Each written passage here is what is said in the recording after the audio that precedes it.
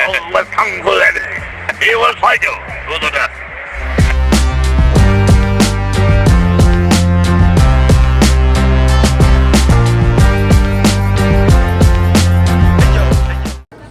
What's up, everybody? This is Kung Fu Eddy, baby. Back at it again at the Greater Austin Comic-Con here in Austin, Texas.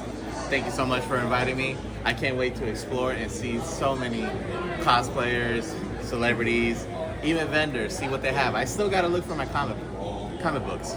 Sorry for the stuttering. That's what happens when you only had 3 hours of sleep and you've been driving for 3 hours. So let's get it, baby. See? I'm so fan. That's awesome.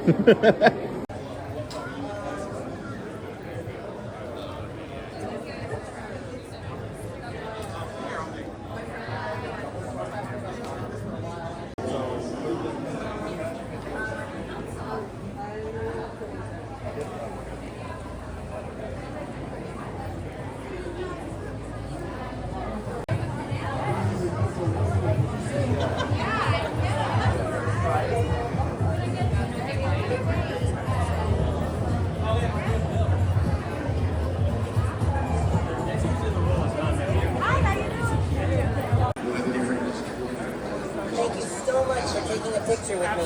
You all made me feel super special. It's like capturing a moment of magic time capsule. You guys are the best. Which one is your favorite? Hi! Hello, my bros! I am Johnny 5, and I am glad you are here. Singer, and I got to be a narrator and all this kind of thing. So it wasn't. Named Big Boss 3 and shut off of a rose monument. Oh my goodness! Is death coming to me?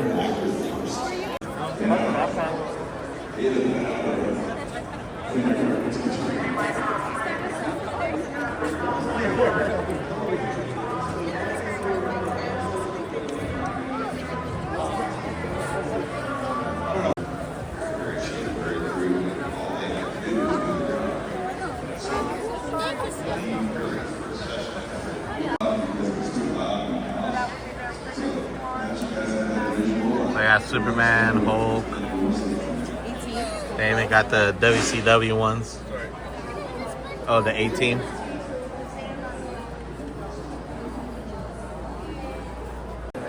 want to? That was a joke. Jokes have truth. Sometimes.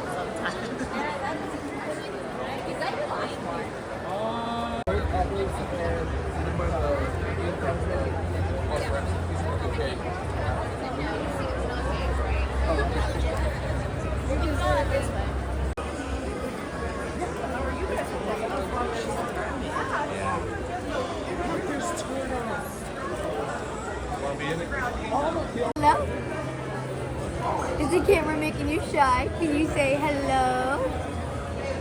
Okay, girl. They do it fast. Yeah. But it's they've got when you do wrestling promos in Mexico City, you do them in German, you do them in French, and Swiss, and I mean wherever they go, it's like 5 or 6 commercials. It's just, I don't know. When I worked there, I was working for Salvador Luderoth, and I think his son is doing it now, but I'm not sure. You have wrestled all over the world. We're going to take the Sportatorium out of the equation because that was your home court. Do you have a favorite place that you ever wrestled in? Whether it was the arena itself or the fans or all of that. Do you have a favorite outside of the Sportatorium? Well, yeah. I went to Israel. Okay. And the people were, Israel and Africa. I mean, the country is so poor, and you feel so sorry. But the children have got this light in their eyes, this joy. They're so happy, and you think they're just so lovable. And their parents don't have anything, but they're cheerful and they encourage each other, and it's such a it makes you think, man, little kids are in a way that God's given them a way to kind of step away from ugly things in a way. I mean, the kids start playing and their minds are on that. I mean, when you see not only your sons, but the fact that they are champions with the son of somebody you dealt with in your career, where you've got the boys and Dustin working together. What kind of, like, do you just watch that in awe of like, this, I wish I could tell my younger self that this happens down the road? oh gosh, yeah, but I could go on and on. Please, I have no issue with this. Just the other day, I was sitting in a panel and it had Stan Hansen. I was on one end of the panel and I didn't recognize Stan at first. I mean, you know, we're older now, but so I moved on. And then there was also Dory Funk sitting there, the great Dory Funk, and then John Layfield, but John, you know, JBL. And so I looked at Stan and I said, Stan, how are you? I couldn't make it. We hugged, you know, he's a real hero of a man, you know, and so I told him that my sons thought he was great. Marshall and Ross loved the way his whole presence, but the way he put so much into his moves, you know, he's really something else. And I said, so my sons, you're their hero. And I said, but sitting right here is my hero. This is Dory Funk Jr., who's taught me everything about the business. One of the best champions we ever had, too. He was like an encyclopedia. He knew everything about wrestling. He was just one in a million. But sitting right next to him, me, so right by me was John Layfield. And Big John, you know, had been telling me how great I was all day, and I said, and I'm Big John's hero, so there you go. It all comes around, right? Because you could easily get hurt. You don't want to throw anybody like a Beal or a drop kick or a hip toss, or because you know they're going to come down and probably take somebody's knee out. So I hate those battle royals. I hate them. It's just a waste of time if you ask me. What about something like the Royal Rumble, where it's stagnated and you don't have everybody literally at one time? Is that a little bit easier to deal with? What do you mean? Like, in a normal battle royal, everybody's in the ring, bell happens, let's go. With something like the Royal Rumble, where you have guys every 2 minutes. Oh, so I never heard of that. That's the WWE does that every January. I didn't know. No, that sounds interesting. No, this guy's fresh. You're out. That's terrible. If you're number 1 and he's number 30, you're. Well, then they all suck. Is there a specific type of what they call gimmick matches? Like, I'm a big fan of War Games. The two rings with the cage over it. It's always one of my favorites. Is there a specialty match like that that's a favorite of yours? I don't really. Did you enjoy doing steel cage? Stomach muscle, guys. Let's get the stretch. Did you enjoy doing steel cage matches? I'll stand. Yeah, you know, I wrestled in. I wrestled a bunch of some football teams' cheerleaders. I think it was the Cardinals cheerleaders, and it was a real cold day, and they filled the tub up with oatmeal, and so it was warm oatmeal, and so the girls were wrestling in the oatmeal, you know.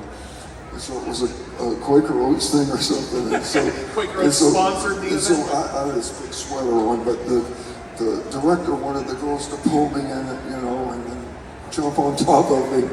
And well, like, did you enjoy doing any kind of a steel cage match? What was that like for you? Because those can change the dynamic too, because you don't have the outside to play with. I love them. Do you have a favorite that you were ever in? They're all pretty good. I mean, you know, he can't run, nobody can help out, nobody can jump in. And you got that cage to put their head on. I like everything about a cage match until the truth. Autographs. Get the t-shirt. Have you guys seen the t-shirt that one of our artists, Roberto, did? That t-shirt is amazing. The artwork in that of you and the belt above you that you got at your table. You can see it right over there. Yeah, bring it up here. You guys haven't seen the shirt. This is the one I bought, just so you know. Look at this shirt, you guys. Is that not fantastic? You can get those at his table. We also have a merch table out here. But after this weekend, I'll hold it for you. Where can they follow you on social media and that kind of stuff? When I got kicked off Twitter, I am on Instagram. Okay, what's the handle? Shoot, you know, I don't know. But how they can find you? What's the? My kids do it. Kevin Von Erich is what I'm being told on Instagram. The Kevin Von Erich? Yep, that's what your guy just told me. Okay, good. So that'll work. Yeah, I get on there. You guys listen. We do have a question. What's your name? Joel. Joel, what's your question? Brody. Oh, Brody was, he was like a brother to us. He really was, you know. If I had a room for 2 rooms, well then, I had to pick from all the guys. Brody's the guy being my roommate, you know. We're good buddies. Brody was tough, and he was smart, and he was my friend. And what happened in Puerto Rico, you know, was terrible. And I know though, Brody, he's a tough son of a gun, and when somebody crosses him, he beats them up. Now, a lot of us won't beat up somebody that's smaller than we are or our size, but Frank would, you know, and that's what happened, you know. The guy, ugly story, but he happened to beat up this guy whose daughter had drowned in the swimming pool a month before that, and this guy was on the edge, and we stabbed him. And it's an ugly story. Okay, we've got time for one more question. Oh, okay. All right, well then I'm going to say thank you, sir. This was an absolute honor. Go see him at his table, guys. Kevin Von Erich, you guys. Next Q&A at the top of the hour. Stick around.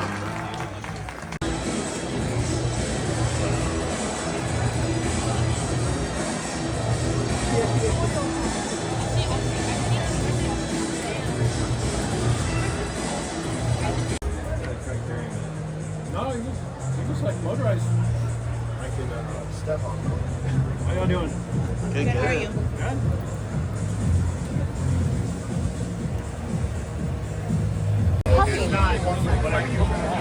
I would have watched that.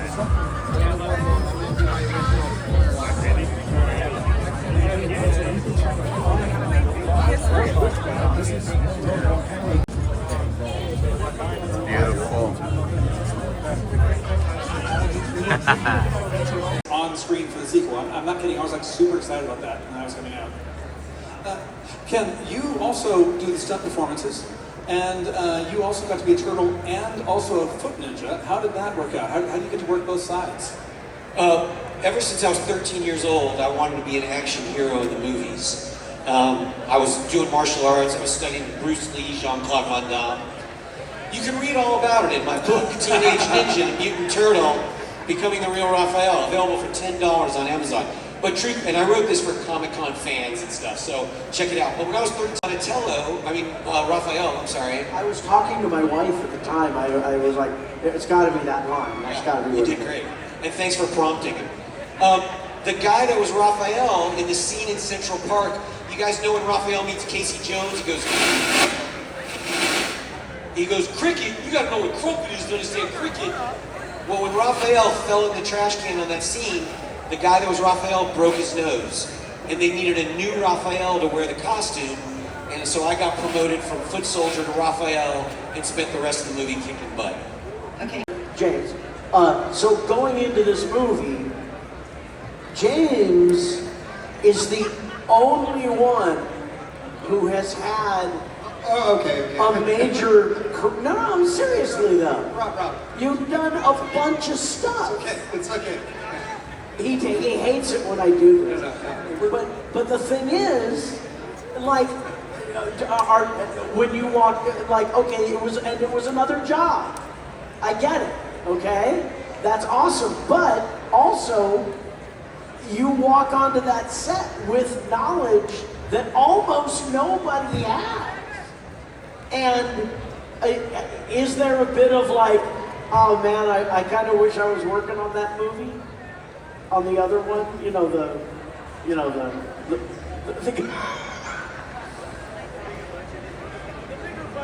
See, the thing is, budget aside, you guys made more money that movie made more money that year than anyone else had. I don't know about you guys, but the movie. I do have, James, I really do have this question. Because you didn't know what you were getting into on Ninja Turtles, and it sounds like this crazy circus animal movie, when you had to put on the Shredder costume and saw it for the first time, I'm interested what your feelings were. Like, did it feel like you were putting on some ridiculous Flash Gordon bad guy outfit, or did it look intimidating? Because you didn't know what the overall product was going to be like. What did it feel like to see that Shredder costume for the first time and put it on? You know, when I read the comic, I looked at the comic book, and it gives you an understanding of this dark world. The comic book is not like the cartoon. You know, the cartoon is very light, and I think it's geared more towards kids. And the comic book is very dark, visual. And so I kind of grasped what the concept was. But when I got the part, I had to go to an acting coach of mine in New York to say, I don't know what I'm supposed to do with this. You know, this guy dresses in blades, and he's fighting a bunch of mutant turtles. So what he did was he gave me a way into understanding the Shredder and finding like who the man is. And that's why the first movie, I think, you know, it's very helpful in that you get a backstory and you understand how the Turtles came together. You understand a lot of Splinter's story. You understand the Shredder story as Oroku Saki, because, and that's what I've said too, is that a lot of times the bad guy shows up in a movie and he's just a bad guy. You just know he's a bad guy, but you don't necessarily understand why or, you know, what compelled him to turn that way. And this, you know, you see that we were equals with his master, and then we had a fight over a woman, and then he scratched my face, and that changed my life. So it was those ideas. And then, to answer your question, with that understanding, it was all, you know, the way I've looked at it is that just like Darth Vader and Obi-Wan Kenobi, God and the devil, you know, there's Hamato Yoshi and Oroku Saki. It's just a thriller.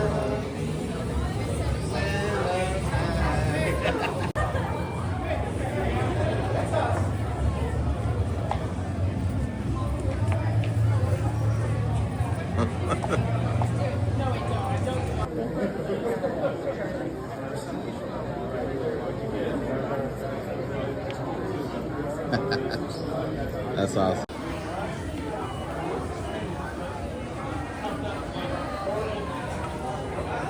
This is one of our Russian tortoises. Oh, that's awesome. Yeah. One day he's gonna grow into a big Ninja Turtle. Thank you. What's up, everybody? This is Kung Eddie Baby, back at it again at the Great Austin Comic Con. I'm here with a very local talent. I've been seeing him everywhere, mainly at the Pasadena Convention Center. Mr. AJ Moore, baby, how are you doing today? I am doing fantastic, man.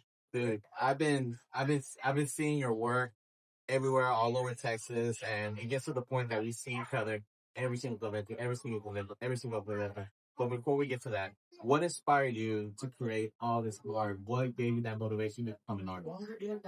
Just being a fan of found out I could draw, and I was a fan of like watching cartoons like turtles and stuff like that. So I just started drawing, and it led to all of this. So just being a fan, man, was enjoying it. That's how everything started, but you actually put in the work. Like some people that are dreamers and say, I want to do this, but then start procrastinating, just like myself. But you actually want to get the work. So what was the first art or concept that you created that you were like, I'm going to sell this? Well, wow. When it comes to selling, it probably started with joining courses at school. Like my friend and then like 2 days like, hey, could you draw my dog or something? And they would pay me for that. And then people would pay me to draw Ninja Turtles. So it kind of just morphed into somewhat of a career. Well, what I'm doing now. So that's just mainly how it started. So it started off as like, hey, do me the side hustle, do me this little favor, do 20s, 40s, 40s, 80, and then it kept on growing because the artist could get so much better the more you practice, the more you get better at it. Yeah, well, actually, to be honest, it took a little longer to get to the, it started at like 25 cents. And you draw me down cents, I can get the cent, and you draw me, add a nigga photo in there. Oh, that's the whole dollar. And you know what I mean? So it started working because I was real young doing this. Okay. So, I mean, we're talking like 5, 6 years old, and I just kept doing it. And like you were saying earlier with the dreamer, I am a dreamer, but thinking like you that support me, it takes me from that level of being a dreamer to living. You know what I mean? For sure, for sure. And now that you're living that dream, what was the first convention that you actually took that leap of faith of like, hey, let me put my art out there. Even if I succeed or fail, at least I want to try to say that I did. The convention wise, man, I went to New York. You went big. I went big. I didn't know nothing because before I did that, I went to New York Comic Con, San Diego Comic Con, and I would go there and just to do workshops, just to have artists who I thought were better than me look at my portfolio reviews. And I'm like, you know what? I'm just gonna go out and do it. So I went to New York Comic Con. I was there with just one table, and like my books. Me and my brother were there because we write kid books too. And we were there, we're sitting there with a book. That's it. And it went well.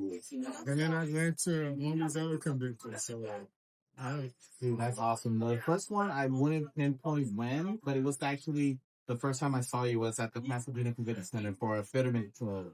At that point, like, I was so amazed by everything because I'm a wrestling fan. And as you can tell from the background, he's a wrestling fan too. So what was the first wrestling portrait that you did that you were so proud of, that you were like, oh, okay, this has to be on the display so people can see my work? I don't know if I put any of them on display, and I can't remember the first one, but I do remember one in particular. WWE, well, it was WWF at the time. They did like this contest, like draw a wrestler, and you could win a Super NES. I don't know what it was, but it was like draw like just draw them doing something. So I drew like Undertaker and like Dawn the Clown and Bret Hart is my favorite. And I think Ahmed Johnson was even in there. Oh, and Diesel. Kevin Nash was in. He was still Diesel in there. Kevin Nash was in there, and they were like something and like I'm the same place. I don't know what place. I think we understood from the WWE preference. Yeah, exactly. Super NES. So that was probably one that I remember. I hope I still have that. I don't know, but and then when the next magazine came out, they had the winners. Of course, I didn't win, but I could see mine up on the wall, on the WWF wall. And I could see it up there in the magazine, so I got the magazine. Oh, dude, that's even better than winning. At least it was like background, and we have, like you say, Kevin Price. Right. So with that being said, like you've done so many portraits of like actors, wrestlers. Is there anyone that comes in particular that said like, oh my god, like I see me, can I have it? Yeah. That's it. Like who was like your favorite one? What is it? Like Jeopardy. Like tells you how much everybody comes up with. Yeah, well, I mean, there's so many. I didn't think that Jim Kelly, Will Jones, yeah, rest in peace, but he was also Time Walk from the Last Dragon. I think he's probably one of the biggest. Yeah, the Last Dragon up there. I mean, I met so many.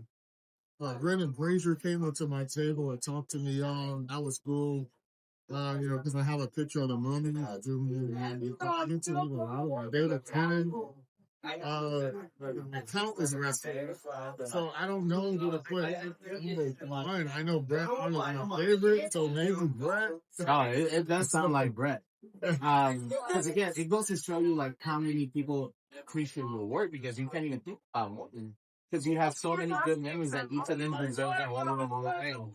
So speaking of like Hall of Fame, like what portrait would you put in your own Hall of Fame if you ever decide to retire from artistry? What art will say this represents Adrian? Look, he has to look around. He's like, man, what is it? Honestly, it wouldn't be anything like that. Oh, okay. And not that I feel like this isn't worthy, because I think it is, but in my home film, it's my own character. I have scenes and stuff that I have of characters that I know. And that's the stuff I really hang up in my home. Like, I want them to remember, oh wow, this is something that he drew, and my kid loves this. Because I got to grow up wrestling, I got to grow up turtles, and Kevin Eastman and Laird, they created turtles. They're not helping me. So I'm creating something that's going to help somebody else that's young. And then they're going to go, man, I grew up. So it will be the stuff that will hang on my bladder finger.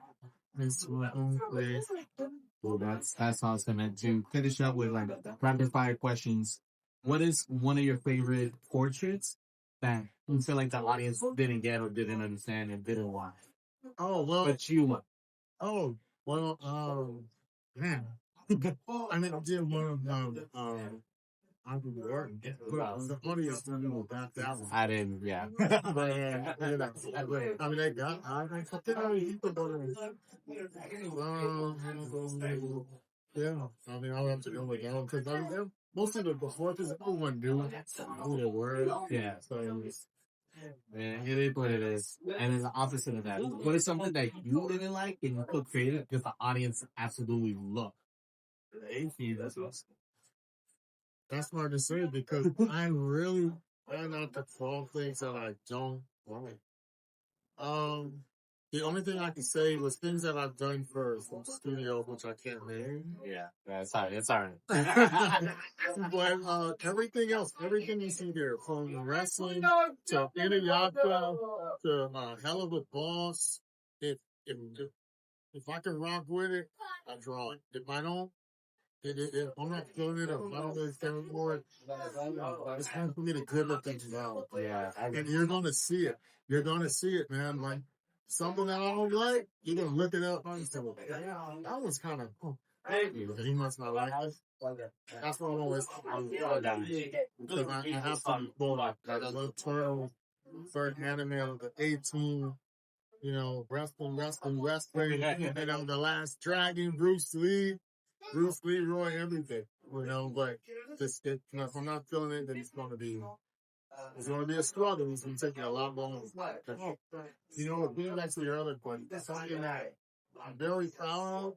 This one would be in the Hall of Fame, y'all. So I gotta correct myself. This right here. There it is. Optimus Prime versus Megatron, baby. This right here. Because I struggle drawing robots. Okay. I struggle drawing robots. I don't know why. I guess because of the symmetry. And they're not organic. Or, I'm organic. His arms can only move a certain way. Yeah. So I struggle drawing that. And then this scene as a kid made me cry. Like, this was like... As it should. But horrifying. The first couple minutes, all of my guys were gone. Except one of them. But, yeah. You never seen that 80 movie. Don't. Maybe, I mean, because maybe, if you're ready to cry, watch it. Exactly. This is one of the things. And so that we can go up just because.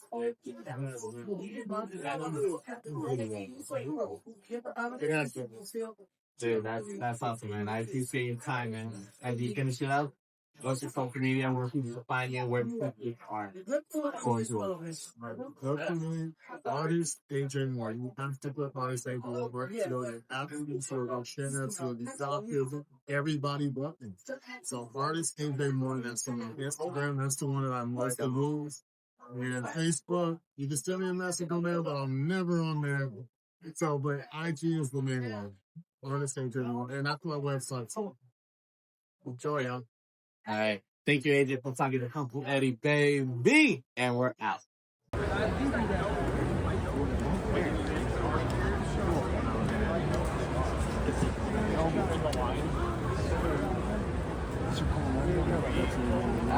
My mom is a fan of this artist in Spanish called Chayanne, and his real name is Elmer, and she met my dad named Elmer, so my dad thinks it's a junior, but it's actually because she's in love with him. She's like, yeah, sure, yeah. Junior. But can we change his middle name, though?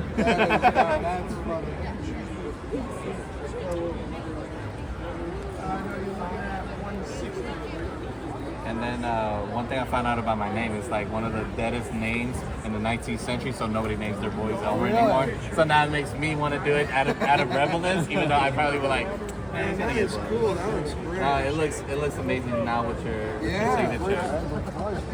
That's great. Budweiser, is that your choice? No, I Modelo. Oh, Modelo? Ah, it's Modelo time! You want to get a photo? Yes, please. Thank you. Yeah, here, you can step right here. My girlfriend's here, so Yeah, hold it up. Yeah. Looks like a good look.